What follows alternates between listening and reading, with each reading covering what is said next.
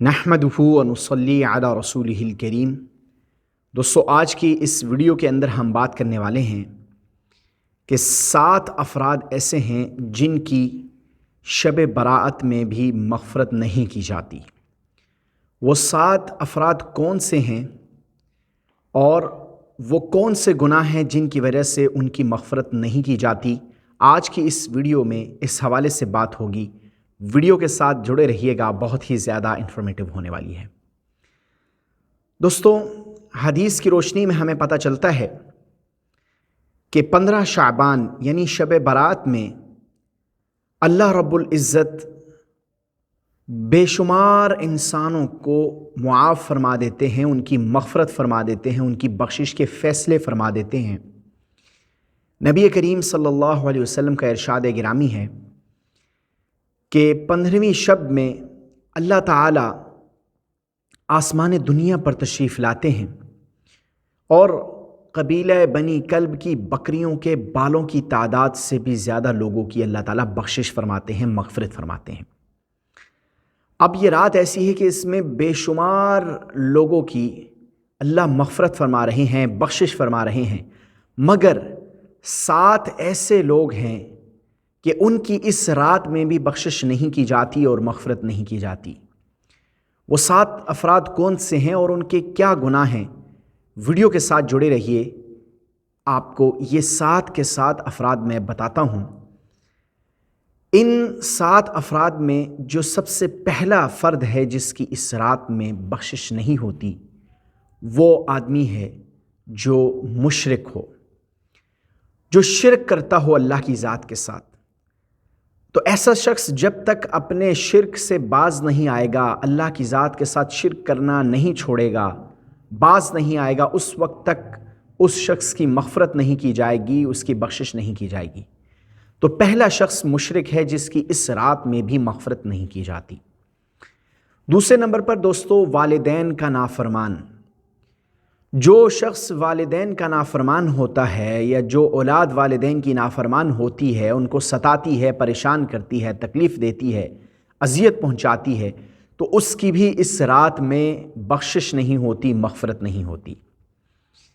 اس لیے والدین کو ستانا، پریشان کرنا اور تکلیف دینا، اذیت دینا، ان چیزوں سے اپنے آپ کو بچائیں، محفوظ کریں، کیونکہ والدین کو ستانے والا اس رات میں معاف نہیں کیا جاتا، اس کی مغفرت نہیں کی جاتی۔ تیسرے نمبر پر جو شخص ہے جس کی اس رات میں مغفرت نہیں کی جاتی، وہ آدمی ہے جو کینہ رکھتا ہو، دل کے اندر بغض رکھتا ہو، دوسروں کے لیے حسد رکھتا ہو۔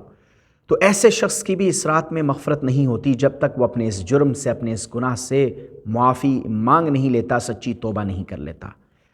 تو آج یہ برائی ہمارے معاشرے میں بہت پائی جاتی ہے اور بے شمار لوگ اس میں مبتلا ہیں کہ دوسروں کا حسد، دوسروں سے حسد ہمارے اندر بھرا ہوا ہے، بغض، کینہ، عداوت ہمارے دل میں بھری ہوئی ہے اور ہم بے جا دوسروں سے حسد کرتے ہیں، جو کہ ہمیں بہت ہی تباہی کی طرف لے کے جا رہا ہے اور ہمارے اعمال کو اکارت کر رہا ہے، ضائع کر رہا ہے، اور اللہ کی مغفرت کے بھی ہم مستحق نہیں ٹھہر رہے۔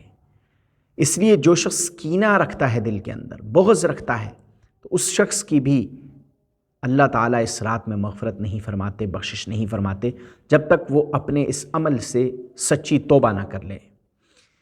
چوتھے نمبر پر دوستوں، شرابی آدمی جو ہے اس کی اس رات میں بخشش نہیں ہوتی، کیونکہ جو شخص شراب پیتا ہے اور بے جا اس کا استعمال کرتا ہے، تو ایسے شخص کو بھی اللہ تعالیٰ اس رات میں معاف نہیں کرتے، کیونکہ شراب ہمارے اسلام میں، دین میں جائز نہیں ہے، حرام ہے۔ تو جو شخص شراب کا عادی ہے اس کی بھی اس رات میں مغفرت نہیں ہوتی۔ 5ویں نمبر پر دوستوں، قاتل، جو لوگوں کا خون بہانے والا ہو، جو لوگوں کو ظلماً قتل کرنے والا ہو، ایسے شخص کی بھی اس رات میں مغفرت نہیں کی جاتی جب تک وہ اپنے اس جرم سے سچی توبہ نہ کر لے، اللہ سے معافی نہ مانگ لے۔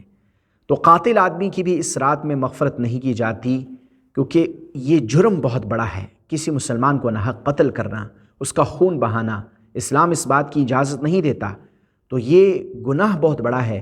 اس لیے اس رات میں، شب برات میں، قاتل کی بھی مغفرت نہیں کی جاتی۔ 6 نمبر پر دوستوں، وہ شخص جو اپنا ازار یا اپنی شلوار ٹخنوں سے نیچے رکھتا ہو، ایسے شخص کی بھی اللہ تعالیٰ مغفرت نہیں کرتے۔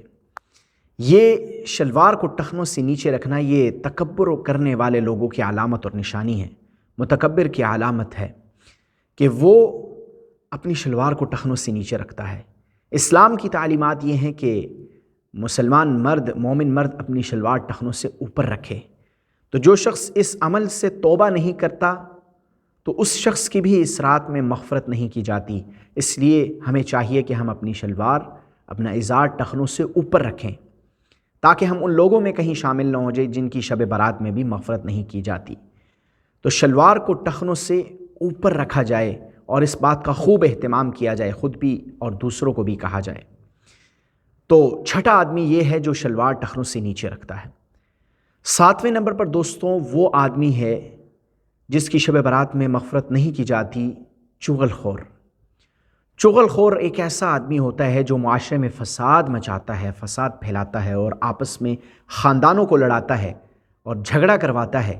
تو ایسے شخص سے بھی اللہ تعالیٰ اس رات میں مغفرت نہیں فرمائیں گے، بخشش نہیں فرمائیں گے، جب تک یہ اپنے جرم سے، اپنے گناہ سے سچی توبہ نہیں کر لیتا، تب تک ایسے شخص کی بھی مغفرت نہیں ہوگی۔